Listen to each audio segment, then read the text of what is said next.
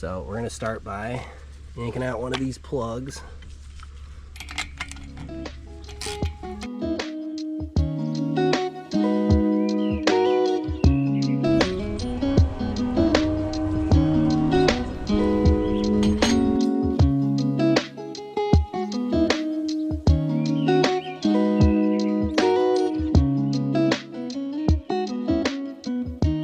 Pull on this here cord.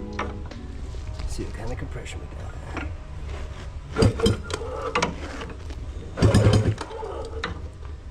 See, we got about 40 there.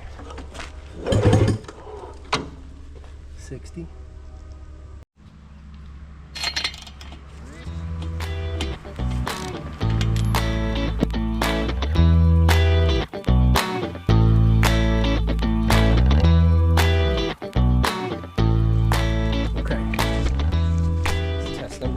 Cylinder number 1. We're looking for similar pressure. And as you can see, we have 60 on this guy as well.